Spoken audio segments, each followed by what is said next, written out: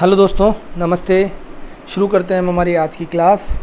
आज हम पढ़ेंगे अध्याय 8 और अशोक एक अनोखा सम्राट जिसने युद्ध का त्याग किया। तो विशेष तौर पर हम इसमें मौर्य वंश के बारे में पढ़ेंगे और मौर्य वंश में भी अशोक के बारे में पढ़ेंगे कि किस प्रकार अशोक ने युद्ध नीति को त्यागते हुए धम्म नीति को अपनाया। और देखेंगे कि आज का जो भारत हम देख रहे हैं राजनीतिक तौर पर, भौगोलिक तौर पर, सबसे पहले इतने बड़े क्षेत्र को एकता के सूत्र में पिरोने का जो कार्य है वो इसी मौर्य वंश ने किया है। चंद्रगुप्त मौर्य ने शुरुआत की और अशोक ने उसको और बड़ा और वृद्ध करने का कार्य किया है। और इतने बड़े क्षेत्र पर पूरी तरीके से व्यवस्थित तरीके से शासन करने का जो प्रयास है, सफलतम प्रयास है, वो मौर्यों के द्वारा किया गया था। तो हमारा जो प्राचीन इतिहास है उसका एक स्वर्णिम पृष्ठ है अपने आप में मौर्य वंश। उसके बारे में अपन थोड़ी सी जानकारी लेते हैं। तो देखो, मौर्यों के बारे में हम अगर डिटेल से पढ़ना चाहें तो बहुत घंटों की क्लास लग सकती है, लेकिन अपन केवल इस अध्याय के बारे में देखेंगे और इस अध्याय से जुड़ी हुई कुछ समझने के लिए कुछ और बातें होंगी तो उनको अपन ऐड करते हुए चलेंगे। तो देखिए, एक बहुत बड़ा राज्य या एक साम्राज्य हम यूँ कहेंगे कि क्योंकि पिछले जो हमने महाजनपद तक का जो काल पढ़ा है या महाजनपद के बारे में जो हमने पढ़ा है उससे भी बड़े क्षेत्र पर इन्होंने शासन किया था। और जब भी मैप के माध्यम से, मानचित्र के माध्यम से इस क्षेत्र को समझेंगे तो हम देखेंगे कि लगभग जितने जो 16 महाजनपद थे उस पूरे क्षेत्र पर इनका नियंत्रण था, बल्कि उससे भी ज़्यादा क्षेत्र पर इनका नियंत्रण था। इसलिए इसको नाम दिया गया एक साम्राज्य। देखिए, हम जिन शेरों के चित्र रुपए पैसों पर देखते हैं उनका एक लंबा इतिहास है। उन्हें पत्थरों को काट कर बनाया गया और फिर उन्हें सारनाथ में एक विशाल स्तंभ पर स्थापित किया गया। तो हम देखेंगे कि अशोक के जो अभिलेख मिले हैं हमें, हम देखेंगे कि अशोक के अभिलेख मिले हैं। अशोक ने बहुत सारे जो अपने शासनाध्यक्ष हैं, अपने आदेश हैं, अपने अधिकारियों को कुछ जो बातें कही हैं, अपने जनता को, प्रजा को कुछ जो निर्देश दिए हैं, उनको उसने क्या किया, एक अभिलेखों के माध्यम से मुख्य जो मार्ग हैं उन पर स्थापित कर दिए जिससे कि सभी लोगों तक वो पहुँच सके। तो हम देखेंगे अभी नीचे आगे कि अभिलेखों को अलग अलग डिवाइड करके देखेंगे। यहाँ हम देखेंगे कि उन अभिलेखों में से स्तंभ लेख जो थे, स्तंभों के ऊपर जो लेख लिखे गए थे उनको स्तंभ लेख कहते हैं। तो वो जो स्तंभ लेख जो थे, उन स्तंभ लेखों की विशेषता थी कि उन स्तंभों के ऊपर एक पशु आकृति थी। और पशु आकृतियों के अंदर हम देखते हैं कि अलग अलग पशुओं की आकृति मिलती है। उन्हीं में से सारनाथ जो स्तंभ लेख था उसमें शेर की आकृति मिलती है, जैसा कि चित्र में दिख रहा है। 4 जो शेर हैं पीठ से पीठ मिलाकर बैठे हुए हैं। और हम देखेंगे कि शेर शीर्ष वाले जो स्तंभ लेख थे वो अपने आप में 4 मिले हैं। देखो, पहला था बसाड़ के साथ हम देखते हैं एक था लौरिया नंदनगढ़।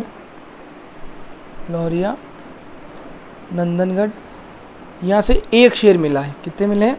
ऊपर बैठा हुआ केवल एक शेर मिला है। बाकी हम देखते हैं तीसरा और चौथा सांची और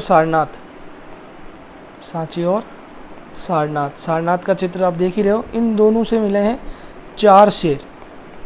ऊपर जो बैठे हैं पीठ से पीठ सटाकर बैठे हुए हैं 4 शेर।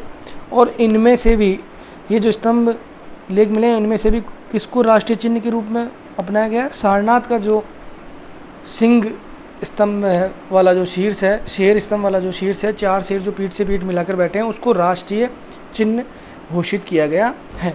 और ये जो राष्ट्रीय चिन्ह घोषित किया गया ये है हमारे मौर्य साम्राज्य की वास्तुकला का ही अपने आप में बेहतरीन उदाहरण है। देखिए, इतिहास के महान राजाओं में से एक अशोक के निर्देश पर इसके जैसे कई स्तंभों और पत्थरों पर अभिलेख उत्कीर्ण किए गए। इससे पहले कि हम यह जानें कि इन अभिलेखों पर क्या लिखा है, यह समझने की कोशिश करें कि उनके राज्य को साम्राज्य क्यों कहा जाता है। अभी हम इनमें जो अभिलेखों में क्या लिखा हुआ है, कुछ बातें उनमें से हम इस अध्याय में भी पढ़ेंगे और समझेंगे कि किस प्रकार की बातें अभिलेखों के अंदर लिखाई जाती थी। लेकिन उससे पहले हम ये समझते हैं कि भाई उनके राज्य को साम्राज्य नाम क्यों दिया गया है। इसलिए दिया गया है क्योंकि एक विस्तृत क्षेत्र पर उन्होंने अपने राज्य को फैला लिया था। अभी नीचे देखेंगे, मानचित्र के माध्यम से भी हम इसको समझेंगे। तो जिस राज्य की हम बात कर रहे हैं, जिस साम्राज्य की हम बात कर रहे हैं, मौर्य वंश की जिसकी बात कर रहे हैं, उसकी स्थापना जो है वो किसने की थी, वो देखते हैं कि हम अशोक के जो दादा थे चंद्रगुप्त मौर्य, उन्होंने लगभग 2300 वर्ष पहले या यूँ कहेंगे 322 ईसा पूर्व नंद वंश का शासक था घनानंद, इसको हराकर मौर्य वंश के शासन की स्थापना की थी। और इनकी जो मदद की थी वो की थी चाणक्य, कौटिल्य, या एक नाम और आता है इनका विष्णुगुप्त। इनके माध्यम से इनकी मदद की गई चंद्रगुप्त मौर्य की, और चंद्रगुप्त ने चाणक्य की मदद से ही इस राज्य को प्राप्त किया। हम देखते हैं एक बहुत सारी किंवदंतियाँ इसके प्रचलन में हैं इस घटना को लेकर। तो उनमें से एक किंवदंती है कि घनानंद जो था वो अपने आप में एक प्रतापी राजा था और घमंडी राजा था अपने आप में, है ना, अहंकारी राजा था। तो उसने उन्हीं के दरबार में जो कौटिल्य रहा करते थे, और एक बार उनको बेइज्जत कर कर कौटिल्य को वहाँ से निकाल दिया गया। और कौटिल्य ने जब उनको बेइज्जत करके निकाल दिया गया तो कौटिल्य ने एक शपथ ली, एक प्रण लिया कि जब तक वो घनानंद के साम्राज्य को मिटा नहीं देंगे, समाप्त नहीं कर देंगे, तब तक वो चैन से नहीं बैठेंगे। तो उसी शपथ को पूरा करने के लिए, उसी प्रण को पूरा करने के लिए उन्होंने ऐसे योग्य व्यक्ति को ढूंढने का प्रयत्न किया। और उसी समय राजकीलम खेल खेलते हुए उन्होंने चंद्रगुप्त मौर्य को देखा, और चंद्रगुप्त मौर्य को उसी एक झलक में देखते ही उन्होंने पहचान लिया कि भाई ये जो व्यक्ति है वो वास्तव में ऐसा व्यक्ति है जो घनानंद को मात दे सकता है और पूरे भारत के ऊपर शासन स्थापित कर सकता है, या भारत को एकता के सूत्र में पिरो सकता है। तो यह वही चंद्रगुप्त चाणक्य हैं जिन्होंने चंद्रगुप्त मौर्य को सिंहासन दिलाया था, या यूँ कहें कि राजनीतिक रूप से उनको शिक्षा दी थी, उनकी रणनीतियाँ तैयार की थी। इनकी किताब जो है वो दे रखी है नीचे, देखो। चाणक्य के कई विचार हमें अर्थशास्त्र में मिलते हैं, तो अर्थशास्त्र इंपॉर्टेंट किताब है, बहुत बार पूछी हुई है, ध्यान रखना है आपको। इसके अलावा एक और ध्यान रखो आप कि मौर्य वंश के बारे में जानकारी देने वाला एक और व्यक्ति थे मेगास्थनीज, आगे उनके बारे में दे रखा है मेगास्थनीज, और उन्होंने किताब लिखी थी इंडिका। तो इन दो किताबों से, ये दो साहित्यिक स्रोत हैं जिनके माध्यम से हमें मौर्य वंश के बारे में बहुत सारी जानकारी मिलती है।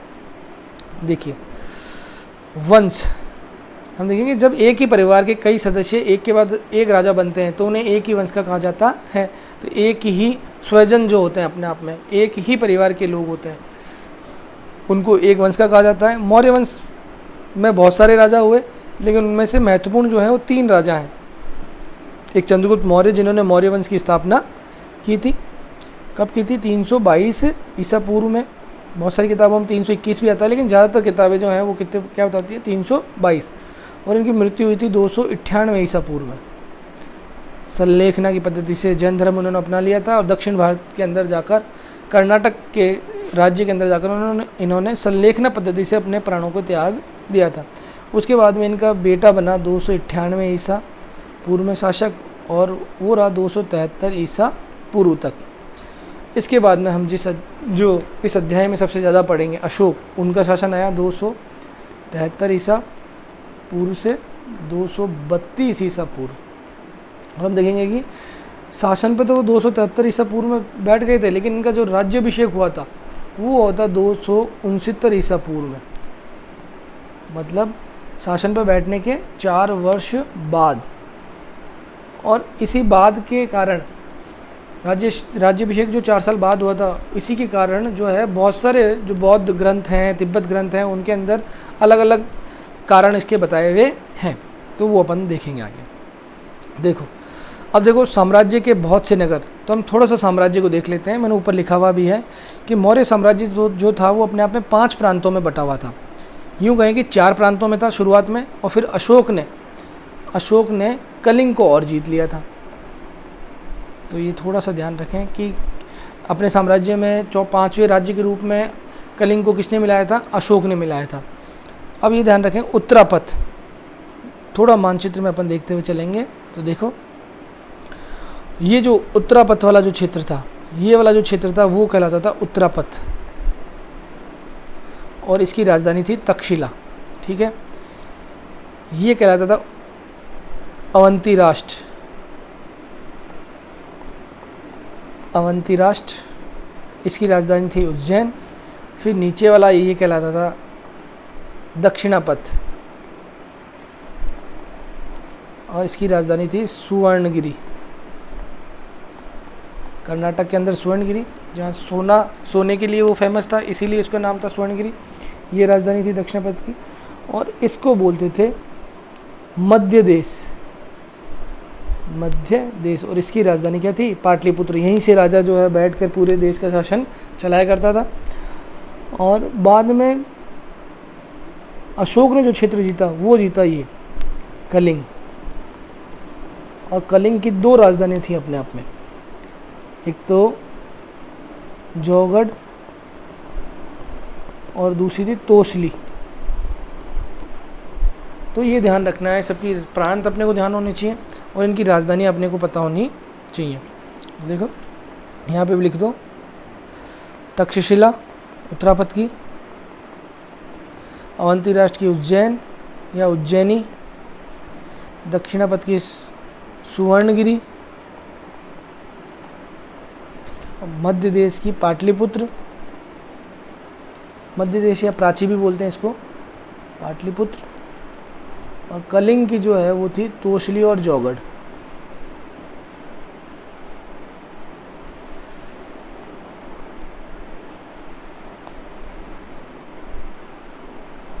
तोसली और जौगढ़। एक बार सेकंड ग्रेड में एक प्रश्न आया था कि निम्नलिखित में से कौन सा मौर्यों का राजनीतिक केंद्र नहीं है। तो राजनीतिक केंद्र यहाँ से मतलब है कि प्रांतों की राजधानी ये दे रखी थी ऑप्शन में, और एक जो है उनमें से ऑप्शन नहीं था।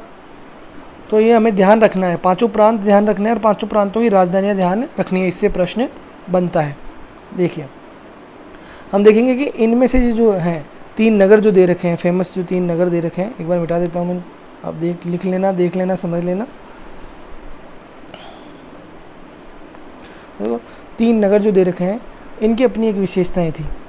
देखो तक्षशिला जो था वो अपने आप में भारत के उत्तर पश्चिमी क्षेत्र में स्थित था। देखो उत्तर पश्चिमी क्षेत्र में स्थित था और उत्तर पश्चिमी क्षेत्र को मध्य एशिया से जोड़ता था। किससे जोड़ता था? मध्य एशिया के साथ जो व्यापार होता था, या भारत के जो लोग मध्य एशिया की तरफ जाते थे या मध्य एशिया के जो भारत की तरफ आते थे, उनके बीच में एक महत्वपूर्ण नगर था तक्षशिला। ठीक है। और उत्तर भारत से दक्षिण भारत को जाने वाले जो लोग हैं उनके बीच में या उन रास्तों के बीच में प्रमुख नगर जो था वो क्या था? उज्जैन। पाटलिपुत्र जो था वो अपने आप में राजा का केंद्र था, राजा यहीं पर रहता था और यहीं पर रहकर पूरे साम्राज्य को अपने नियंत्रण में रखता था।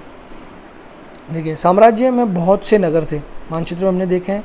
इनमें साम्राज्य की राजधानी पाटलिपुत्र, उज्जैन और तक्षशिला जैसे नगर प्रमुख थे। तक्षशिला उत्तर पश्चिमी और मध्य एशिया के लिए आने जाने का मार्ग था। दूसरी तरफ उज्जैन उत्तर भारत से दक्षिण भारत तक जाने वाले रास्ते में पड़ता था। शायद नगरों में व्यापारी, सरकारी अधिकारी और शिल्पकार रहते थे। तो सामान्य तौर पर हम देखते हैं कि नगरों में यही लोग रहते हैं।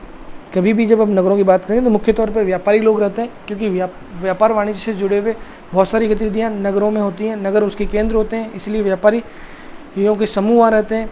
और फिर सरकारी अधिकारी उनको नियंत्रण में रखने के लिए, उस क्षेत्र को नियंत्रण में रखने के लिए बहुत सारे अधिकारी जो हैं वहाँ पर कार्यरत होते हैं। तो उनका निवासी स्थान नगरों में होता है सामान्य तौर पर। और हम देखते हैं नगर की बहुत सारी संरचनाएं जो हैं वो विशेष प्रकार के कौशल प्राप्त व्यक्तियों के द्वारा बनाई जाती है। तो ऐसे शिल्पकार भी उन्हीं नगरों के अंदर हमें देखने को मिलते हैं। तो ऐसा मौर्य काल के जो नगर थे उनके नगरों में रहने वाले ये 3 वर्ग प्रमुख थे। साम्राज्य के बहुत बड़े क्षेत्रों में किसान, हम देखेंगे कि मौर्यों का जो साम्राज्य है, देखो हम देखेंगे कि बहुत लंबे चौड़े क्षेत्र पर ये फैला हुआ है। तो हम देखेंगे कि हर क्षेत्र की अपने आप में एक अलग विशेषता थी। वहाँ के लोगों की आजीविका जो है वो अपने आप में अलग, कहीं किसान थे, कहीं पशुपालन थे, कहीं जो है प्रकृति के ऊपर निर्भर रहने वाले लोग थे, क्योंकि जंगलों में रहते थे। जंगल बहुत बड़ा, हम देखेंगे कि मध्य भारत के अंदर जो बहुत बड़ा क्षेत्र था, यहाँ जो मध्य प्रदेश विंध्याचल के जो पर्वत थे वो जो क्षेत्र था अपने आप में, वहाँ के लोग जो थे वो अपने आप में जंगल की जो उत्पाद थे उनके ऊपर निर्भर रहते थे। तो हम देखते हैं कि मौर्य साम्राज्य के जो क्षेत्र विशेष के जो लोग हैं वो अपने अपने क्षेत्रों की संस्कृति, भाषा, परिवेश इनको अपनाए हुए थे। तो ये विविधता हमें देखने को मिलती है मौर्य साम्राज्य के अलग अलग क्षेत्रों में। तो मौर्य साम्राज्य के बहुत बड़े क्षेत्रों में किसानों और पशुपालकों के गांव बसे हुए थे। मध्य भारत जैसे इलाकों में ज़्यादातर हिस्सा जंगलों से भरा हुआ था। वहाँ पर लोग फल फूल का संग्रहण और जानवरों का शिकार करके जीविका चलाते थे। साम्राज्य के अलग अलग इलाकों में लोग भिन्न भिन्न भाषाएं बोलते थे। वे शायद अलग अलग प्रकार का भोजन करते थे, यहाँ तक कि अलग अलग किस्म की पोशाक भी पहनते थे। अब इस मानचित्र के बारे में थोड़ी सी जानकारी लेते हैं। देखो, जिन जगहों पर अशोक के शिलालेख मिले हैं उन्हें लाल बिंदुओं से दिखाया गया है। तो हम देखेंगे जितने भी ये लाल बिंदु से दिखाए गए हैं, ये यहाँ से अशोक के क्या मिले हैं, शिलालेख मिले हैं, शिलाओं पर लिखाए गए लेख मिले हैं। और इससे हमें पता चलता है कि अशोक का साम्राज्य जो है वो अपने आप में कितना बड़े क्षेत्र तक फैला हुआ था।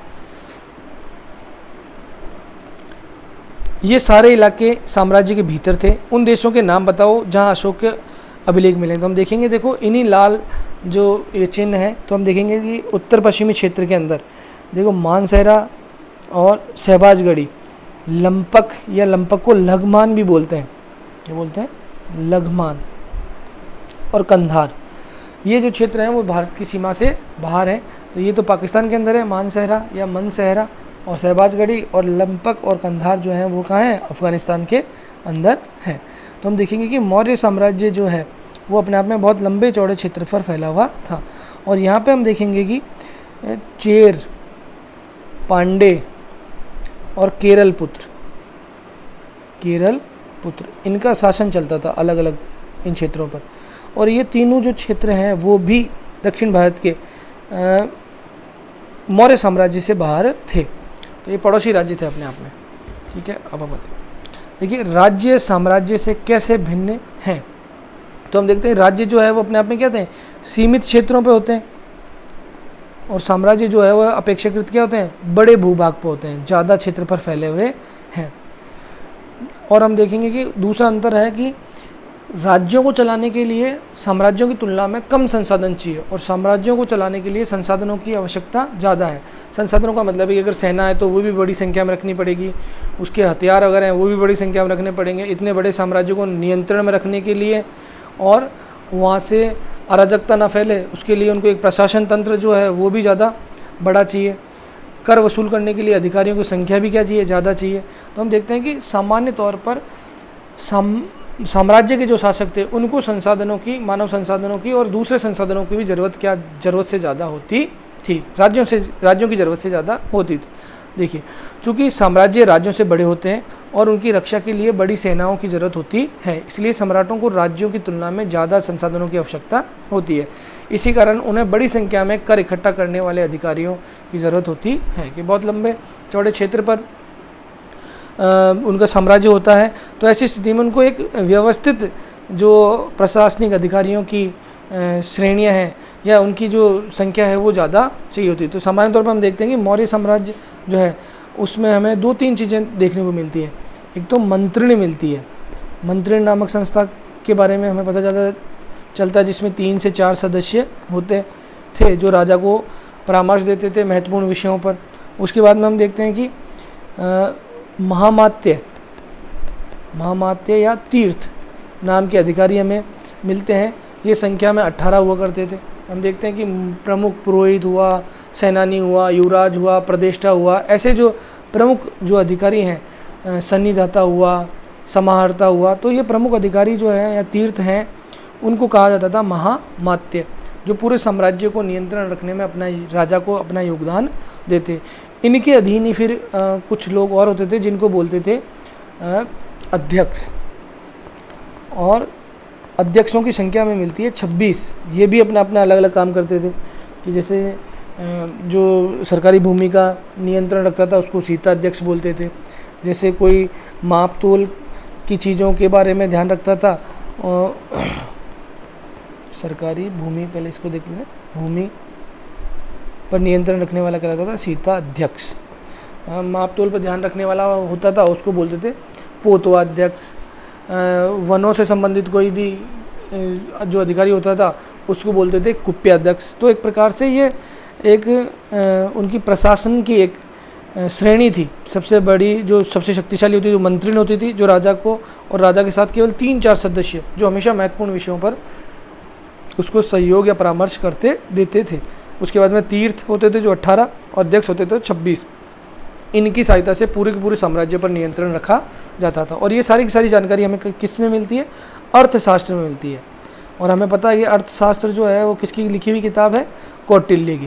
किसकी है, कौटिल्य की। ठीक है, अब देखो मौर्यों का प्रशासन, जैसा कि हमने देखा था कि मौर्यों का जो प्रशासन है वो अपने आप में 5 पूरा जो साम्राज्य है वो अपने आप में किसमें बटा हुआ था? 5 प्रांतों में बटा हुआ था। और हम समझेंगे कि भाई प्रांत जो है वो किस प्रकार से अलग अलग राजनीतिक जो है इकाइयों में बटे हुए थे। तो हमने देखा देखो साम्राज्य जो है वो प्रांतों में बटे हुए हैं, प्रांत आगे जाकर मंडल में बटे होते थे, मंडल जो है आगे जाकर आहार या विषयों में बटे हुए होते थे, आहार और विषय जो है वो अपने आप में स्थानीय में बटे हुए थे, स्थानीय आगे जाकर द्रोणमुख में बटे हुए थे, द्रोणमुख आगे जाकर खारवेटिक में बटे हुए थे, खारवेटिक आगे जाकर संग्रहण में बटे हुए थे, और संग्रहण आगे जाकर ग्राम में बटे हुए थे। तो ग्राम जो है अपने आप में एक सबसे छोटी राजनीतिक इकाई होती थी, या यूँ कहें इनको अगर संख्या के तौर पर हम देखना चाहें तो हम देखेंगे कि संग्रहण में लगभग 10 गांव होते थे। कितने होते थे? 10 गांव होते थे। और खारवेटिक में लगभग 20 संग्रहण होते थे, या लगभग यूँ कह दें कि 200 गांव होते थे। इसमें 2 खारवेटिक होते थे, 1 द्रोणमुख में, तो ये लगभग 400 गांव होते थे। स्थानीय में 2 द्रोणमुख होते थे, लगभग 800 गांव होते थे।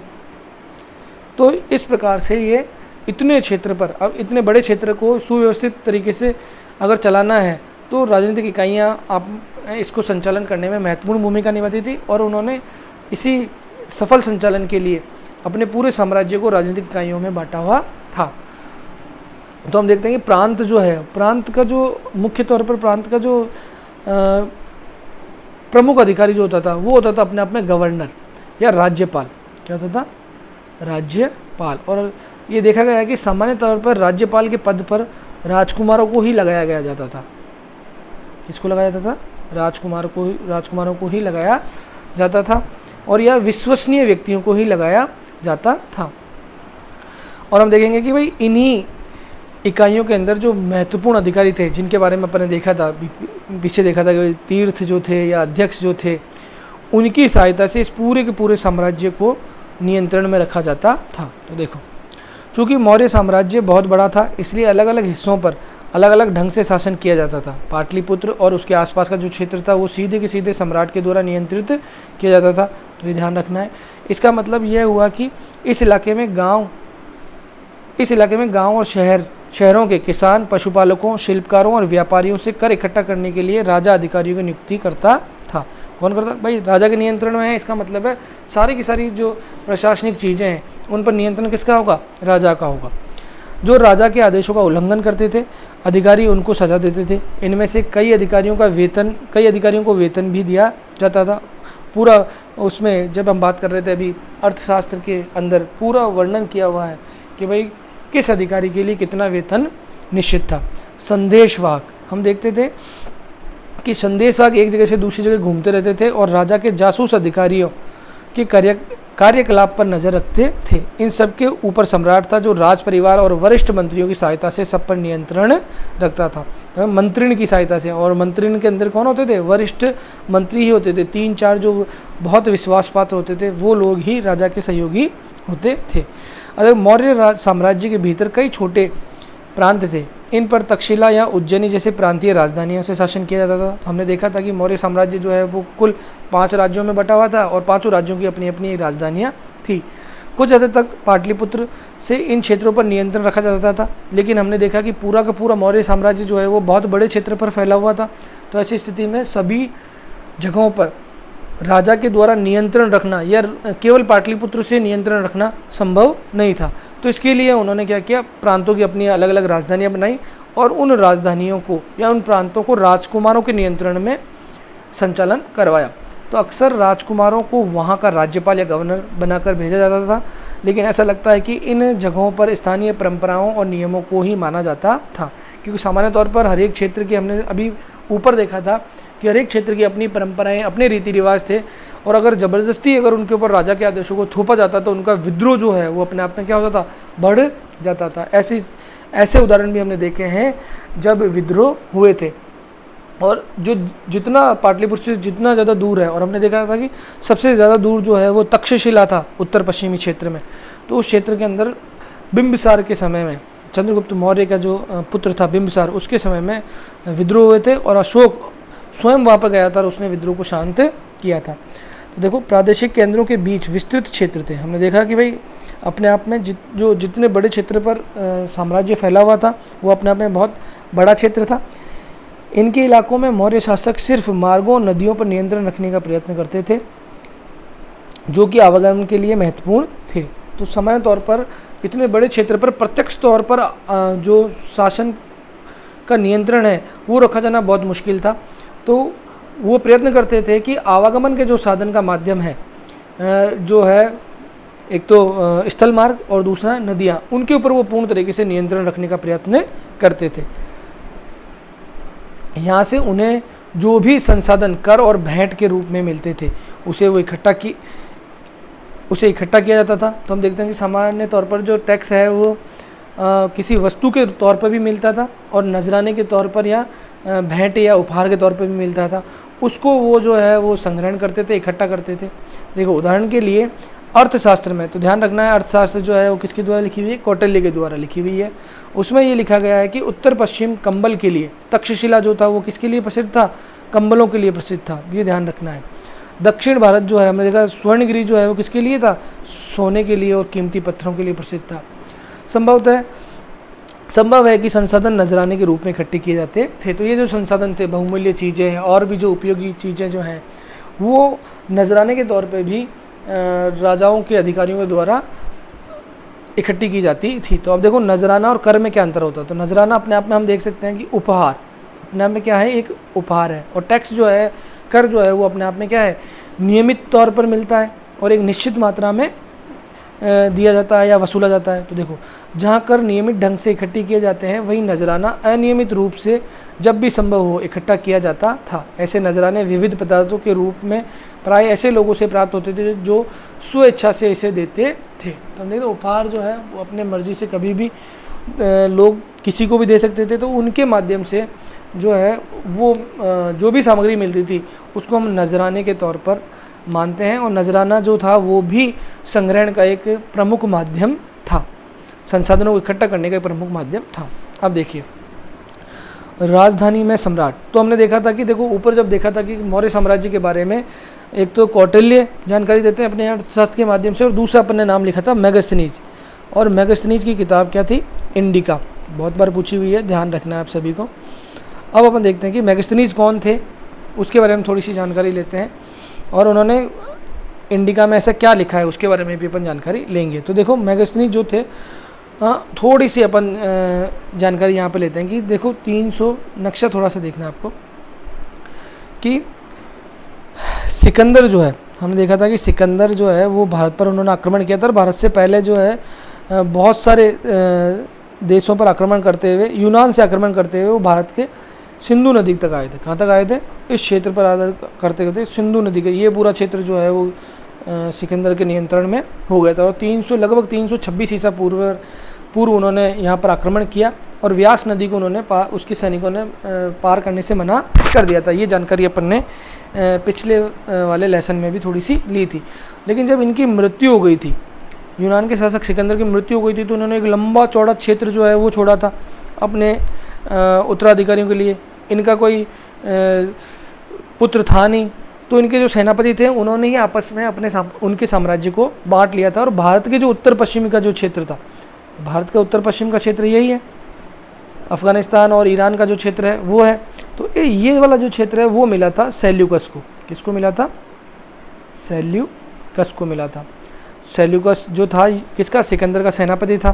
तो अब देखोगे आप, तो देखो यहाँ पर तो शासन कर रहा है, कौन कर रहा है? चंद्रगुप्त मौर्य, ठीक है। और इसके बिल्कुल अड़ाके जो है यूनानी सेनापति या उसको बिल्कुल टच में जो जिसकी सीमा आ रही है वो है सेल्यूकस। दोनों ही अपने आप में क्या थे? प्रतापी राजा थे, साम्राज्यवादी नीति को मानने वाले थे। चंद्रगुप्त भी चाहता था कि उसका साम्राज्य जो है वो ज़्यादा से ज़्यादा फैले। तो उन्होंने 305 ईसा पूर्व में, कितने ईसा पूर्व में? 305 ईसा पूर्व के अंदर जो है एक युद्ध किया था झेलम नदी के किनारे। किस नदी के किनारे? झेलम नदी के किनारे। इसको हाइडे स्पीच का युद्ध भी कहते हैं, हाइडे स्पीच का युद्ध भी कहते हैं। और इस युद्ध में सिकंदर के जो सेनापति था सेल्यूकस, उसकी हार हुई थी। तो ध्यान है, सेल्यूकस की क्या हुई थी? हार। अब हार हुई थी तो इसके बाद में सेल्यूकस ने अपनी पुत्री जो है हेलेना, उसका विवाह चंद्रगुप्त मौर्य के साथ किया था। कुछ जो क्षेत्र है वो भी चंद्रगुप्त मौर्य को दिए थे, और उसके साथ साथ मेगास्थनीज को भी अपने दूत के तौर पर चंद्रगुप्त मौर्य के दरबार में भेजा था। तो ये कहानी थोड़ी सी ध्यान रखनी है। तो ये वही मेगास्थनीज हैं जो किसकी तरफ से आए हुए हैं, इस सेल्यूकस निकेटर की तरफ से आए हुए हैं। अब देखिए, चंद्रगुप्त के दरबार में पश्चिमी एशिया के यूनानी राजा सेल्यूकस निकेटर का राजदूत था। मेगास्थनीज ने जो कुछ देखा उसका विवरण दिया हुआ है, तो अब देखेंगे। और कौन सी किताब में दिया हुआ है, इंडिका में दिया हुआ है। क्या देखा उन्होंने, देखो। सम्राट का जनता के सामने आने के अवसरों पर शोभा यात्रा के रूप में जश्न मनाया जाता था। जब भी सम्राट आते थे तो एक अपने आप में शोभा यात्रा निकाली जाती थी। उन्हें एक सोने की पालकी में ले जाया जाता था और उनके अंगरक्षक सोने चांदी के अलंकृत हाथियों पर सवार रहते थे। कुछ अंगरक्षक पेड़ों को लेकर चलते थे। कुछ पेड़ों पर प्रशिक्षित तोतों का एक झुंड रहता था जो सम्राट के सिरों के चारों ओर चक्कर लगाता रहता था। राजा सामान्यतः हथियारबंद महिलाओं से घिरे होते थे। तो ये सामान्य तौर पर आपको ध्यान रखना है कि भाई ये किसने कहा था कि राजा जो है वो सामान्यतः चंद्रगुप्त मौर्य के जो हैं वो महिला बॉडीगार्ड थी या महिला अंगरक्षक थे। तो ये ध्यान रखना है, ये किसने कहा है, मेगास्थनीज ने कहा है। ये प्रश्न पहले भी पूछा हुआ है।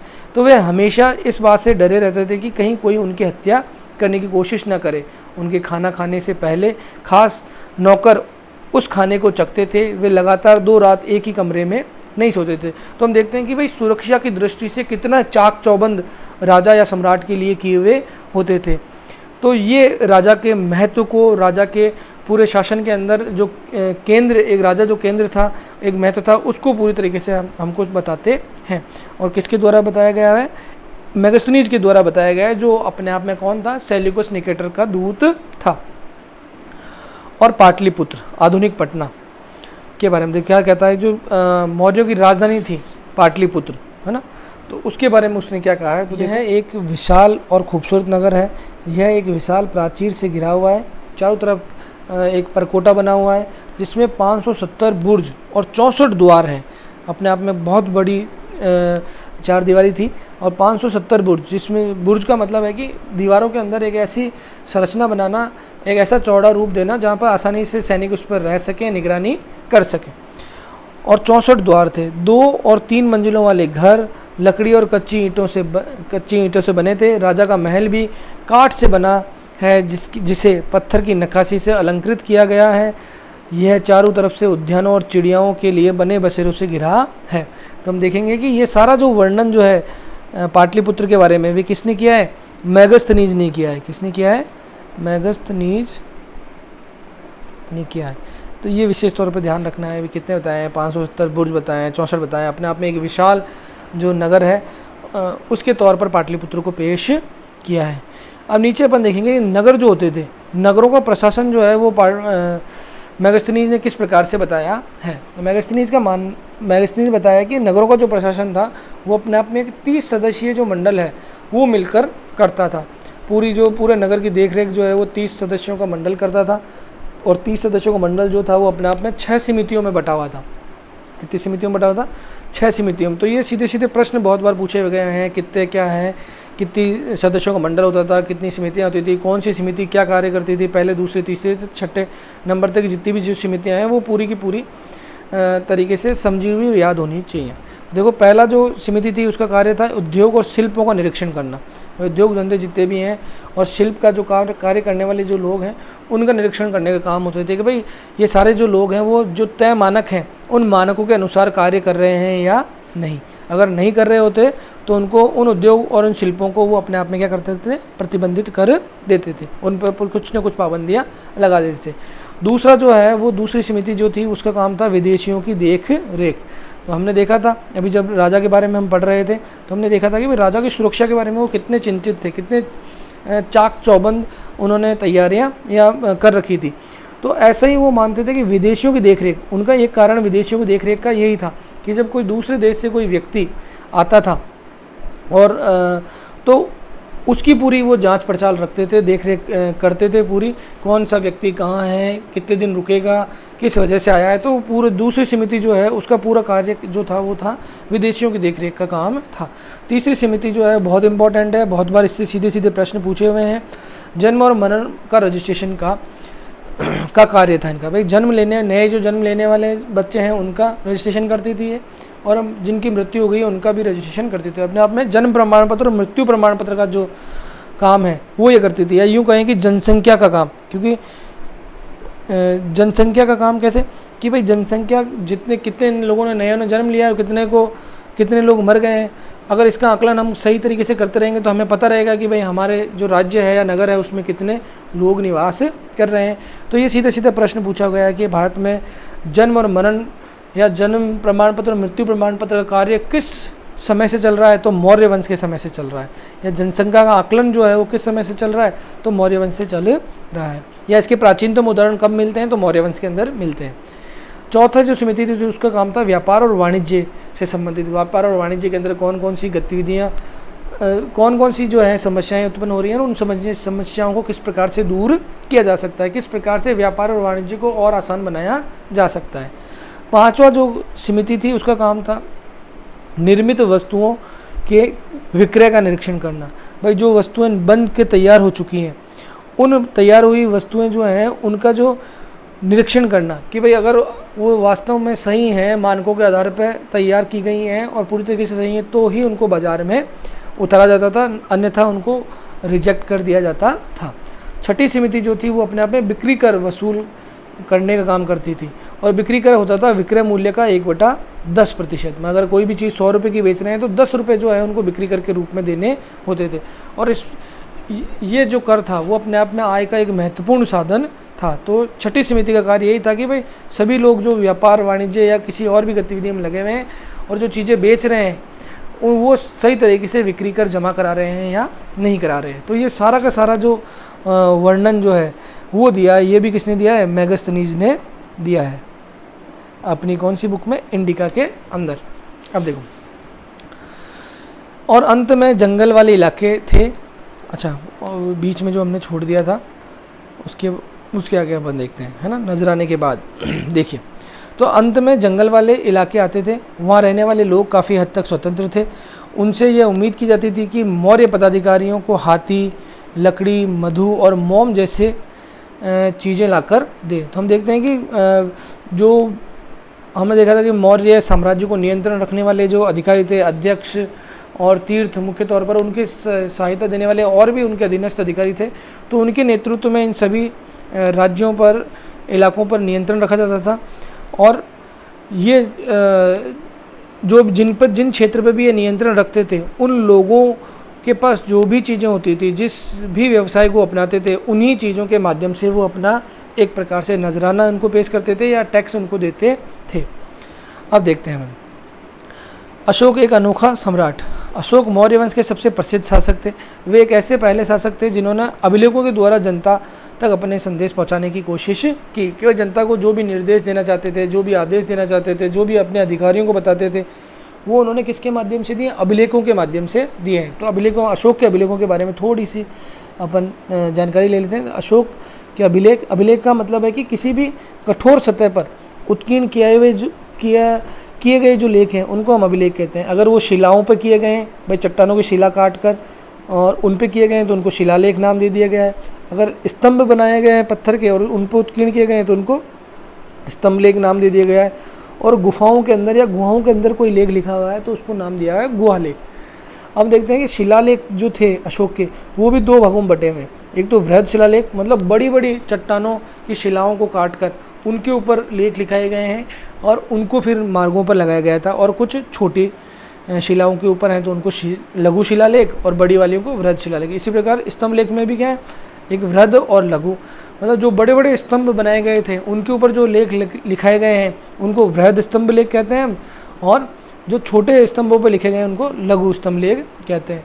तो हम देखेंगे कि मुख्य तौर पर हम ये वृहद शिलालेख और वृहद स्तंभ लेख जो है, इनसे हमें भरपूर जानकारी अशोक के बारे में मिलती है।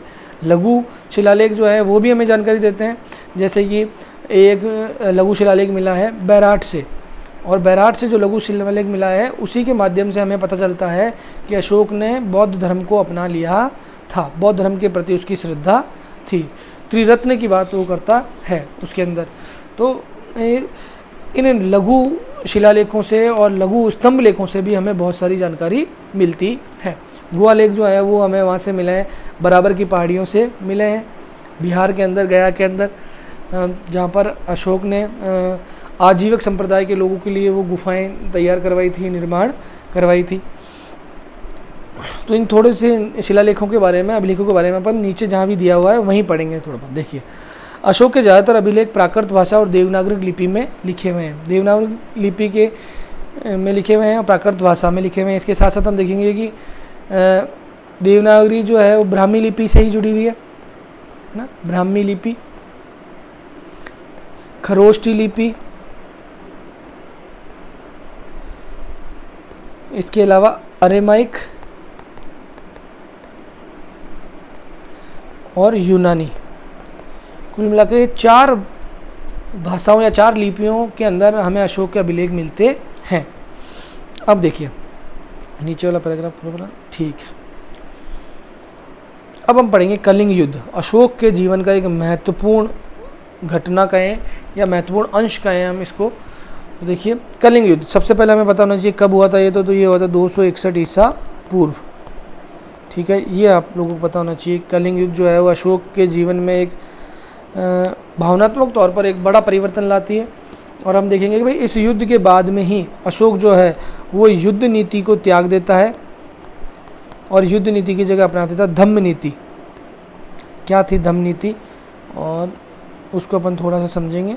धम्म नीति को अपना लेता है। देखो, सबसे पहले अपन देखते हैं कि भाई कलिंग पर आक्रमण करने का जो कारण है वो क्या था। तो प्लिनी जो है एक यूनानी यूरोपीय इतिहासकार हैं, उन्होंने क्या कहा, प्लिनी ने कारण बताया, वो बताया व्यापारिक कारण, कि भाई कलिंग जो है वो हम देखेंगे कि अभी हमने मैप में भी देखा था पहले भी, वापस से हम थोड़ा सा देखना चाहें तो देख सकेंगे कि कलिंग जो है वो बिल्कुल भारत के पूर्वी जो तटीय क्षेत्र है वहाँ पर है। और यहाँ पर जो दक्षिण पूर्वी जो एशियाई द्वीप थे, ये अंडमान निकोबार से आगे हम देखेंगे तो आएगा जावा, सुमात्रा, इंडोनेशिया, और ये जो क्षेत्र थे, इनसे जो व्यापार का जो केंद्र, व्यापार जो होता था उसका केंद्र जो था वो कलिंग राज्य के अंदर ही था या कलिंग राज्य का तट ही था। तो इस व्यापारिक गतिविधि का लाभ लेने के लिए, इस तट पर अपना नियंत्रण करने के लिए जो है अशोक ने उन पर आक्रमण किया था या उस क्षेत्र को अपने नियंत्रण में लिया था। ऐसा किसने कहा है, प्लिनी ने कहा है। इसके अलावा दूसरा कारण बताते हैं कि कलिंग जो क्षेत्र है वो जंगलों के लिए फेमस था और यहाँ के जो हाथी हैं वो अपने आप में बहुत ज़्यादा फेमस थे। तो वो ये चाहता था कि कलिंग का जो क्षेत्र अपने नियंत्रण में हो जाएगा तो यहाँ के हाथियों को प्रशिक्षित कर सेना में हम इसका उपयोग ले पाएंगे। और दूसरा है कि जंगल में से लकड़ियाँ, बहुमूल्य लकड़ियाँ जो है उनका उपयोग भी, लकड़ियों का उपयोग भी वो अपने लिए कर सके, महलों के राजप्रसादों के अंदर और भी जो बहुमूल्य लकड़ियाँ थी उनसे जो चीज़ें बनती हैं उनके अंदर उसका उपयोग वो कर सके। तो ये मुख्य तौर पर 3 कारण थे। तो ये अपने को थोड़ा सा ध्यान रखना है। अब देखो डेट ध्यान रखनी है कब हुआ था। अब अपन देखते हैं कि क्या हुआ। हाँ, एक चीज़ और ध्यान रखनी है आपको कि कलिंग जो युद्ध है वो हमें मिलती, इसके बारे में जो हमें जानकारी मिलती है वो मिलती है हमें वृहद शिलालेख, वृहद शिलालेख। कौन सा वृहद शिलालेख है, 13वां है ना। तो ये इंपॉर्टेंट है, अपने आप में ये ध्यान रखना है कि कलिंग युद्ध के बारे में जो हमें जानकारी मिलती है वो किस में मिलती है, 13वें वृहद शिलालेख में मिलती है।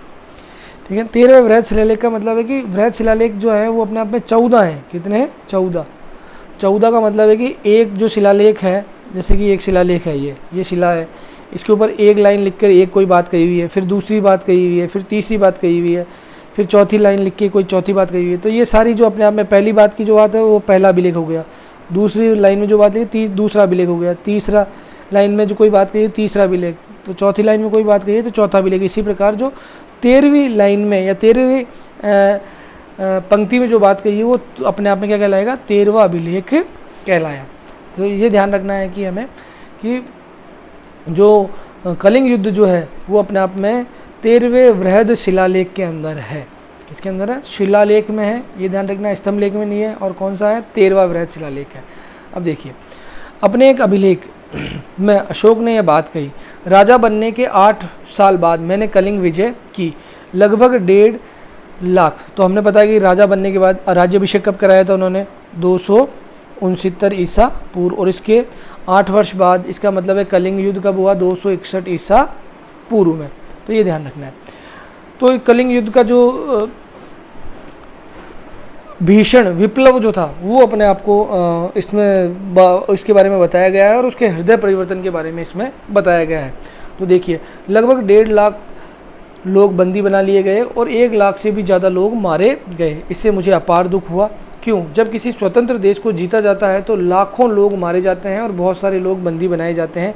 इसमें ब्राह्मण और श्रवण भी मारे जाते हैं, जो लोग अपने सगे संबंधियों और मित्रों को बहुत प्यार करते हैं तथा दासों और मृतकों के प्रति दयावान होते हैं, वे भी युद्ध में या तो मारे जाते हैं या अपने प्रियजनों को खो देते हैं। इसलिए मुझे पश्चाताप हो रहा है। अब मैंने धम्म पालन करने और दूसरों को इसी की शिक्षा देने का निश्चय किया है। मैं मानता हूँ कि धम्म के माध्यम से लोगों का दिल जीतना बलपूर्वक विजय पाने से ज़्यादा अच्छा है। बलपूर्वक विजय किसके माध्यम से भाई? युद्ध के माध्यम से। जिसने कहा भाई युद्ध के माध्यम से अल्टीमेटली, अंतिम तौर पर एक राजा का काम क्या होता है कि अपनी नीतियों को किसी दूसरे क्षेत्र पर लागू करना। यही होता है वे दूसरे क्षेत्र को जब वो अगर जीत भी रहे हैं, सेना के माध्यम से जीत रहे हैं, तो वहाँ पे भी अपनी क्या कर रहे हैं? नीतियों को लागू कर रहे हैं। अगर वो काम अगर वो बिना युद्ध के कर ले तो वो अपने आप में क्या होगा? ज़्यादा अच्छा होगा। तो यही बात वो कह रहा है कि भाई मैं मानता हूँ कि धम्म नीति के माध्यम से, तो धम्म के माध्यम से मैं लोगों के दिलों को जीतना चाहूँगा। किसके बजाय कि युद्ध के।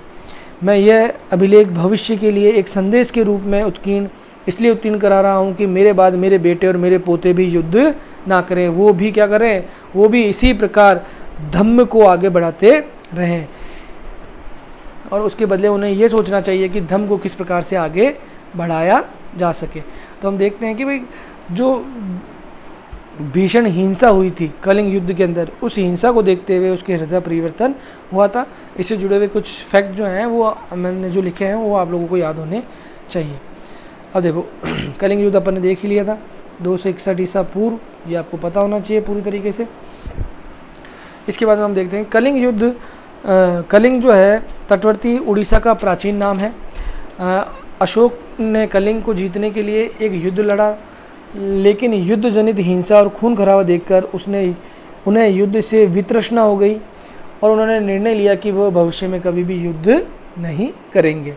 अब हम देखते हैं कि अशोक जो है वो अपने आप में, हाँ एक बात और ध्यान रखनी है ऊपर कि कलिंग युद्ध के समय अशोक ने जब कलिंग युद्ध पर आक्रमण किया था उस समय जो कलिंग का राजा कौन था? तो हाथी गुम्फा एक अभिलेख है, हाथी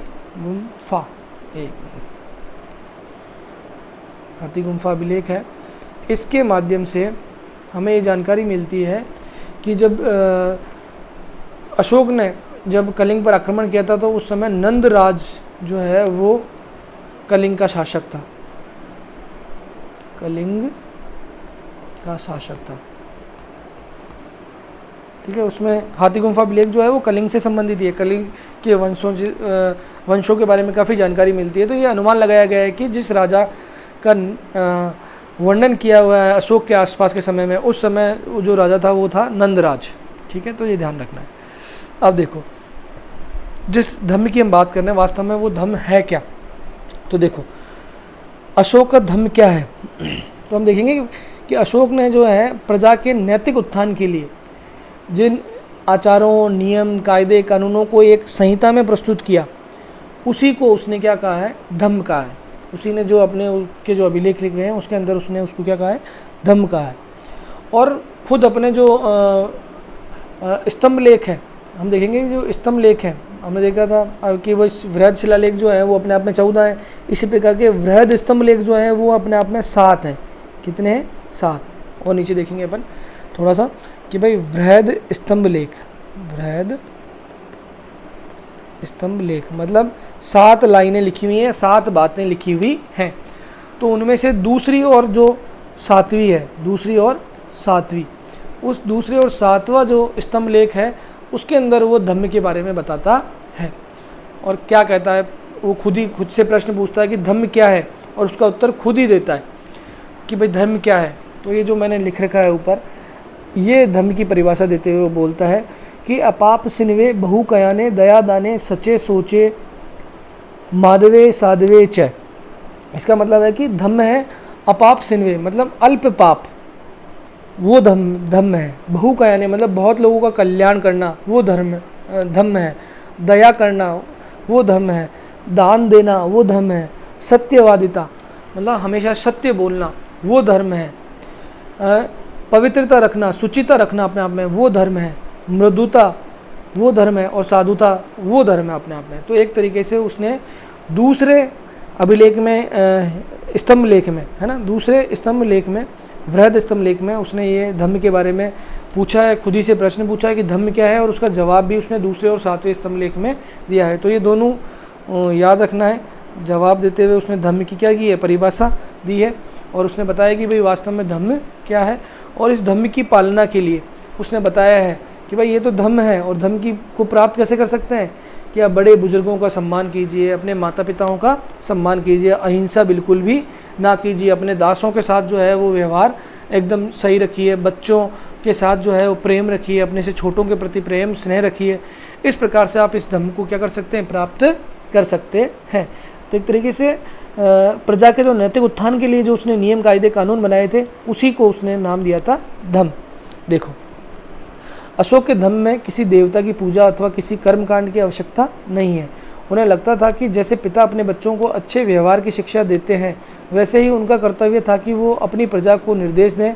वे बुद्ध के उपदेशों से भी प्रेरित थे। तो देखो, बहुत सारे लोग धम्म को बौद्ध धर्म से जोड़ते हैं। बौद्ध धर्म से जुड़ा हुआ नहीं था। धम्म जो था वो अपने आप में बौद्ध धर्म से प्रभावित हम कह सकते हैं, क्योंकि अशोक जो थे वो बौद्ध धर्म उन्होंने स्वयं ने ग्रहण किया था, माना था, लेकिन उन्होंने जो धम्म के रूप में प्रचलन में दिया है वो बौद्ध धर्म नहीं है। लेकिन बहुत सारी ऐसी बातें थी जो बुद्ध से या बौद्ध धर्म से संबंधित या उनसे प्रेरित थी। ऐसी कई समस्याएं थी जिनके लिए उनमें संवेदनाएं थी। उनके साम्राज्य में अलग अलग धर्मों को मानने वाले लोग रहते थे, और इससे कई बार टकराव पैदा हो जाता था। हम भी देखते हैं कि बहुत सारे समुदाय जो हैं उनके अपने आप में अलग एक दृष्टिकोण होता है किसी भी विषय को लेकर। और एक सामान्य सी बात है कि जब दो संप्रदाय के या दो से अधिक संप्रदाय या धर्मों को मानने वाले लोग जब रहते हैं तो उनमें कभी न कभी टकराव होता है। जानवरों की बलि चढ़ाई जाती थी, दासों और नौकरों के साथ क्रूर व्यवहार किया जाता था। इनके अलावा परिवार में पड़ोसियों के बीच भी झगड़े होते रहते थे। अशोक ने यह महसूस किया कि इन समस्याओं का निदान उसका कर्तव्य है, इसलिए उसने धर्म महामात्र नामक अधिकारी की नियुक्ति की थी। ये अपने आप में इम्पोर्टेंट है। धर्म महामात्र की नियुक्ति की थी उसने राज्याभिषेक के 13वें वर्ष में। कौन से वर्ष में? 13वें वर्ष में। 269 ईसा पूर्व में उसका राज्याभिषेक हुआ, तो 13वें वर्ष हुआ 256 ईसा पूर्व। क्या हुआ? 256 ईसा पूर्व में। और ये जानकारी हमें मिलती है किसमें? 5वें बृहद शिलालेख में। समझ गए ना? 5वें बृहद शिलालेख के अंदर हमें जानकारी मिलती है कि अशोक ने जो है कि भाई धर्म का पालन समाज के अंदर हो रहा है या नहीं हो रहा। वास्तव में लोग अपने नौकरों और दासों के साथ क्रूर व्यवहार तो नहीं कर रहे, दो संप्रदायों के बीच में टकराव तो नहीं हो रहा, अहिंसा का कार्य जो है, जानवरों की बलि देने का कार्य जो है वो छोड़ा या नहीं छोड़ा। तो उसकी देखरेख करने के लिए एक व्यक्ति, एक अधिकारी की नियुक्ति की थी, वो था धम्म महामात्र। तो ध्यान रखना है किस वर्ष में की, तो राज्याभिषेक के 13वें वर्ष में, या यूँ कहें कि 256 ईसा पूर्व में। और ये जानकारी हमें कहाँ मिल रही है? 5वें बृहद शिलालेख के अंदर इसने ये जानकारी दी है। अधिकारियों की नियुक्ति की और जगह जगह पर जाकर धर्म की शिक्षा देने का कार्य करते थे। इसके अतिरिक्त अशोक ने अपने संदेश कई स्थानों पर शिलाओं और स्तंभों में खुदवा दिए थे, जैसा कि हमें अभी वो प्राप्त होते हैं। अलग अलग स्थानों पर जो मुख्य मार्ग थे उनके ऊपर उन्होंने लगवा दिए थे, जिससे कि आसानी से वो लोग राजा के संदेशों को पढ़ सके।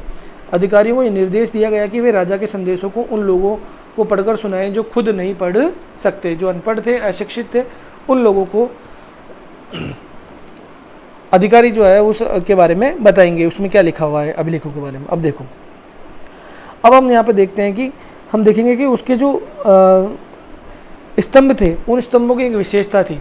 सामान्य तौर पर हम स्तंभों की जो अशोक के अभिलेख है उनकी विशेषता की, एक तो वो एकाश में पत्थर के होते थे, मतलब पूरा का पूरा जो है वो एक ही पत्थर से बने हुए होते थे।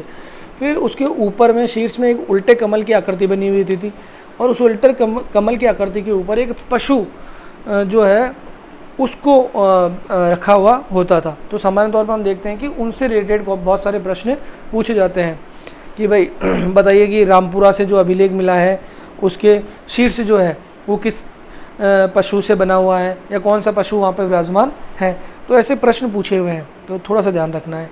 उत्कृष्ट पॉलिश वाले पत्थर की इस मूर्ति को देखो। तो हम देखेंगे कि जो कलात्मक दृष्टि से हम देखेंगे, अशोक का जो स्तंभ है वो अपने आप में बहुत शानदार रहा है। आज भी उनकी पॉलिश जो है वो इतनी ही चमकदार है।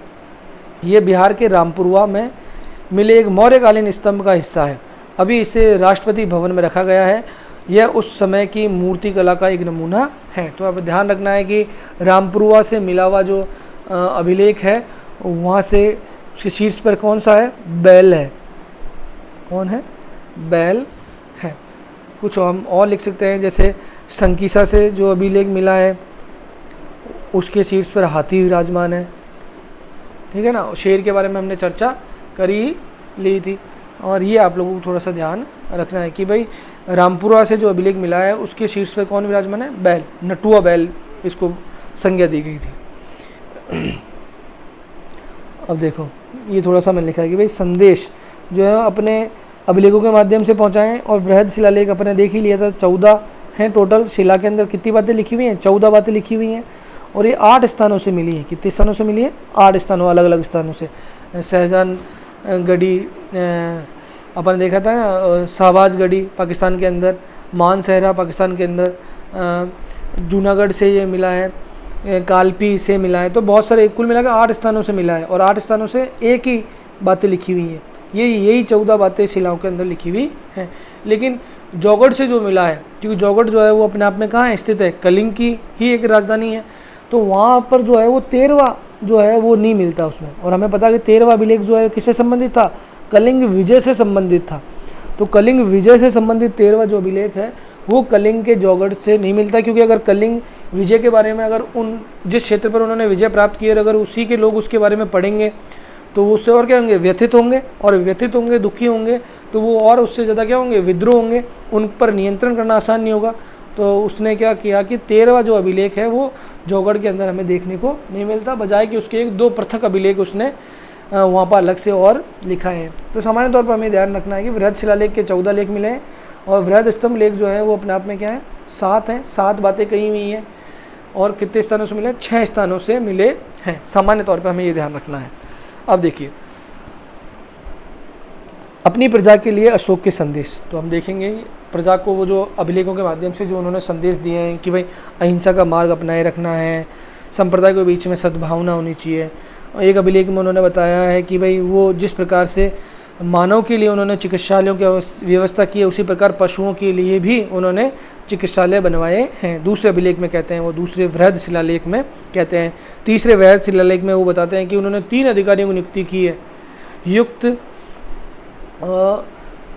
और प्रादेष्टा, युक्त, रज्जुक और प्रादेष्टा। इन 3 अधिकारियों की नियुक्ति उन्होंने की है, जिससे कि प्रशासन को और ज़्यादा अच्छी तरीके से चलाया जा सके। तो हम देखते हैं जो इसमें लिखा हुआ है उनको हमें विशेष तौर पर ध्यान रखना है कि भाई कौन से अभिलेख में कौन सी बातें कही हुई हैं। और ज़्यादा बड़े स्तर पर जब हम मौर्य साम्राज्य को पढ़ेंगे तो वहाँ और डिटेल में इसको देखेंगे। देखिए, लोग विभिन्न अवसरों पर अनुष्ठान करते हैं। उदाहरण के लिए जब वे बीमार होते हैं, जब उनके बच्चों का विवाह होता है, बच्चों के जन्म पर, और जब यात्रा शुरू करते हैं, तब वे तरह तरह के अनुष्ठान करते हैं। ये कर्मकांड किसी काम के नहीं है। तो वो जितने भी जो अनुष्ठान करते हैं वो अपने आप में धन का अपव्यय है। अपने आप में क्या है? वो धन का अपव्यय है। इसके बजाय उनको ऐसे कार्य करने चाहिए जिससे कि ज़्यादा से ज़्यादा लोग क्या हों, लोगों को लाभ मिल सके। तो इसके बदले यदि लोग दूसरी रीतियों को माने तो वे ज़्यादा फलदायी होंगी। ये अन्य प्रकार की रीतियाँ क्या हैं? तो देखिए भाई क्या हैं अन्य प्रकार की रीतियाँ, क्या हैं, किस प्रकार जो है वो ज़्यादा से ज़्यादा लोगों को फ़ायदा पहुँचा सकते हैं। तो वो देखो ये बताता है कि अपने दासों और नौकरों के साथ अच्छा व्यवहार करना, बड़ों का आदर करना, सभी जीवों पर दया करना, और ब्राह्मणों और श्रमणों को दान देना। तो ये बात उसने कही है 9वां वृहद शिलालेख में। तो ये ध्यान रखना है कि आवश्यक जो कर्मकांड है या अनावश्यक जो मंगल कार्य है उनके अंदर धन का अपव्यय नहीं करना है। तो 9वां वृहद शिलालेख, तो ये आपको याद होना चाहिए कि भाई ये जो जानकारी है वो किस में दी हुई है? 9वें वृहद शिलालेख में कहा हुआ है कि धन का अपव्यय नहीं करना है। और इसके बजाय आप ऐसी रीतियों को अपनाओ जिससे कि ज़्यादा से ज़्यादा लोग क्या हों, उनको मन को शांति मिले, आपके मन को शांति मिले। अब देखिए भैया, अपने धर्म की प्रशंसा और दूसरे धर्म की निंदा करना, और दोनों ही बातें गलत है भाई। अपने धर्म की प्रशंसा करना और दूसरे के धर्म की निंदा करना, ये दोनों ही बातें अपने आप में क्या है, गलत है। इनसे क्या होगा कि किसी दूसरे संप्रदाय के जो लोग हैं उनके मन को ठेस पहुंचेगी, और ठेस पहुंचेगी तो सांप्रदायिक सद्भावना का जो है वो अपने आप में, सांप्रदायिक सद्भावना जो है वो कमज़ोर होगी, और संप्रदायों के बीच में कटुता आएगी, जिससे कि साम्राज्य पर नियंत्रण रखने में भी क्या आएगी, कठिनाई आएगी। तो देखिए, हर किसी को दूसरे का धर्म का आदर करना चाहिए। यदि कोई अपने धर्म की बड़ाई और दूसरे के धर्म की बुराई करता है तो वह वास्तव में अपने धर्म को ही ज़्यादा नुकसान पहुंचा रहा है। तो ये बात जो कही हुई है वो कही हुई है 12वें वृहद शिलालेख में, 12वें वृहद शिलालेख में। तो हमें देख लो 3 शिलालेख हमने यहाँ पर विशेष तौर पर हमें ध्यान रखने हैं। एक तो 13वां शिलालेख जिसमें हमने कलिंग युद्ध के बारे में देखा था, दूसरा 9वां शिलालेख जिसके अंदर जो अनावश्यक मंगल कार्यों के लिए जो हम अपव्यय करते हैं उन रीतियों को छोड़कर हमें सही रीति अपनानी चाहिए, और तीसरा जो है कि सांप्रदायिक सद्भावना, या 2 संप्रदायों के बीच में सद्भावना किस प्रकार से रह सकती है उसके बारे में उन्होंने बताया है, किसके 12वें वृहद शिलालेख में बताया है। इसलिए हर किसी को दूसरे धर्म के प्रमुख विश्वासों को समझने की कोशिश करते हुए उसका आदर करना चाहिए। जब हर धर्म के लोग दूसरे धर्म के लोगों के विश्वासों को, उनके सिद्धांतों को समझेंगे तो सांप्रदायिक सद्भावना जो है वो और ज़्यादा और मजबूती से कायम होगी। देखो, भारत के प्रथम प्रधानमंत्री पंडित जवाहरलाल नेहरू, उनके धर्मादेश आज भी एक ऐसी भाषा में बात करते हैं जिन्हें हम समझ सकते हैं और जिन्हें हम बहुत कुछ सीख सकते हैं। तो जवाहरलाल नेहरू ने ये बात कही थी कि भाई अशोक ने आज से हजारों साल पहले जिन नीतियों का अनुसरण किया था, जिन सिद्धांतों को अपनाया था, वो आज भी इतने प्रासंगिक हैं कि हम आज भी उनको अपना सकते हैं। तो ये ध्यान रखना है। जवाहरलाल नेहरू की कोट जो है क्या कहा है उन्होंने अशोक के इस धम्म को लेकर। अब देखिए, ब्राह्मी लिपि, आधुनिक भारत की ज़्यादातर लिपियाँ पिछले सैकड़ों वर्षों से ब्राह्मी लिपि से ही उत्पन्न हुई हैं। यहाँ आप अ अक्षर को अलग अलग भाषाओं में, लिपियों में देख सकते हैं। तो हम देखेंगे, देखो, ब्राह्मी लिपि, देवनागरी लिपि में अ कैसे लिखा जाता है, ब्राह्मी में कैसे लिखा हुआ है, बांग्ला में कैसे लिखा गया है, मलयालम में कैसे लिखा गया है, और तमिल भाषा में कैसा लिखा हुआ है। अब हम थोड़ा सा देखेंगे अन्यत्र के अंदर। अन्यत्र के अंदर हम यहाँ पे देखेंगे चीन की दीवार और चीन से संबंधित एक थोड़ी सी जानकारी लेंगे। तो सबसे पहले हम देखते हैं, एक नक्शे के माध्यम से मैंने कोशिश की है कि भाई आप देखें चीन कहाँ है। सामान्य तौर पे सभी को पता होगा वैसे, ये भारत, ये रहा भारत, और भारत के बिल्कुल उत्तर पूर्व में जो है वो अपने में क्या है, चीन है। हम देखेंगे कि भाई चीन की दीवार की विशिष्टली, चीन की दीवार के बारे में पढ़ेंगे, और चीन की दीवार जो है वो हम देखेंगे कि भाई ये बिल्कुल उत्तर दिशा में या उत्तर पूर्वी दिशा में, नॉर्थ कोरिया का जो अड़ावा जो हिस्सा है उस क्षेत्र में इन्होंने चीन की दीवार बनाई। और बनाई किस लिए, मंगोलों से बचने के लिए। किससे बचने के लिए, मंगोलों से बचने के लिए। तो मंगोल अपने आप में बहुत बर्बर थे। बर्बर का मतलब यह है कि युद्ध जीतने तक ही सीमित नहीं रहते थे, बल्कि ये उन सभ्यताओं को, संस्कृतियों को नष्ट कर देते थे, मतलब शवों को शत विशत कर देते थे। तो ऐसी बर्बर जाति से बचने के लिए उन्होंने अपनी पूरी उत्तरी सीमा को सुरक्षित करने के लिए एक चीन की दीवार बनाई थी, जो आज विश्व की सबसे बड़ी दीवार है। और इस चीन की जब दीवार बनाई थी तो यहाँ पर था चिन वंश का शासक। किसका था, चिन वंश का शासक था। और चिन वंश का एक शासक था वोंग चेंग, अपन उसमें और देखेंगे अभी। वोंग चेंग नाम का था, जिसने बाद में जाकर एक उपाधि ली थी सी हुओंग टी की, और उसने चीन को एकता के स्वरूप में ढालने का प्रयत्न किया था। एक भाषा उसने चलाई थी, एक मुद्रा उसने चलाने का प्रयत्न किया था। जो सामंत थे उन सामंतों की सेना उसने भंग कर एक केंद्रीकृत सेना बनाने का प्रयत्न किया था। तो एक तरीके से केंद्रीकृत प्रणाली को मजबूत करने का कार्य जो है वोंग चेंग ने किया था, और इसी कार्य की वजह से उसने उपाधि धारण की थी सी हुओंग टी की। सी हुओंग टी, ये आप लिख लेना है ना। तो सी हुओंग टी की उपाधि धारण की थी। इसका मतलब होता है प्रथम सम्राट। अपना भी क्या होता है, प्रथम सम्राट। तो इसके समय हुई थी, और ये इसका शासनकाल जो है वो लगभग था 230 ईसा पूर्व के आसपास का। तो हम देखेंगे कि भाई इस चीन की दीवार के बारे में हमें क्या जानकारी यहाँ से मिलती है। थोड़ा सा और देखेंगे एक मैप के माध्यम से कि देखो ये चीन, ये चाइना का मैप है और चीन के मैप के अंदर हम देख रहे हैं कि बिल्कुल उत्तर दिशा के अंदर ये चीन की दीवार जो है वो बनी हुई है। ठीक है, दो ही ध्यान रखना है कि चिन वंश का जो शासक था वोंग चेंग, जिसकी एक उपाधि थी सी हुआंग टी, बहुत सारी किताबों में सीधा नाम ही मिलता है सी हुआंग टी, उसने इसको बनवाया था। एक और चीन की दीवार हम देखेंगे, इसकी देखो बिल्कुल बहुत ही शानदार फ़ोटो जो ले रखी है। देखो हर कुछ दूरी पे बुर्ज बनी हुई है और उन बुर्जों के ऊपर रहने की व्यवस्था की हुई है और दीवार भी इतनी चौड़ी है कि आसानी से 2-3 सैनिक जो है आसानी से इसके ऊपर चल सकते हैं, निगरानी रख सकते हैं। तो क्यों उनको ज़रूरत पड़ी इसकी, ये अपन थोड़ा सा देखेंगे, समझने का प्रयत्न करेंगे।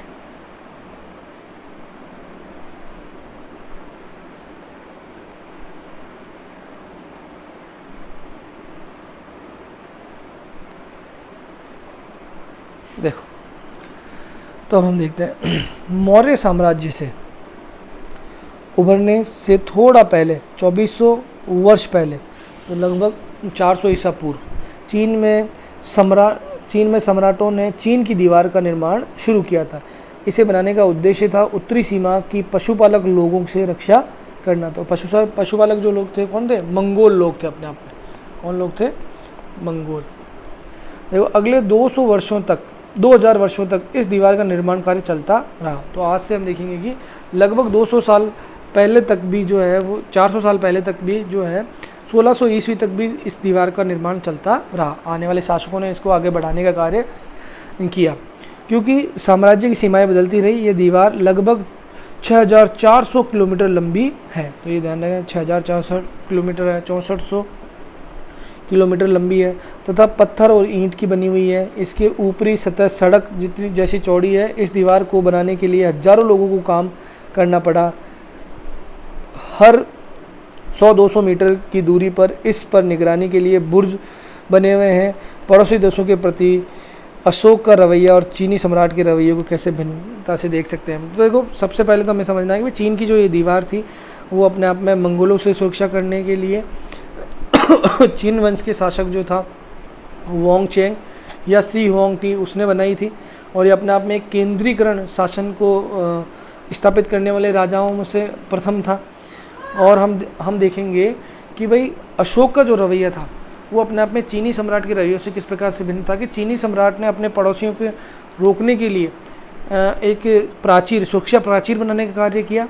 बल्कि अशोक जो है उसने अपने आसपास के जो क्षेत्र थे उनमें धम्म के जो प्रतिनिधि भेजे थे जिससे कि वो अपने धम्म के नैतिक सिद्धांतों का पालन करवा सके और शांति व्यवस्था बनाए रख सके। ठीक है दोस्तों, मिलेंगे अगली वीडियो में। धन्यवाद।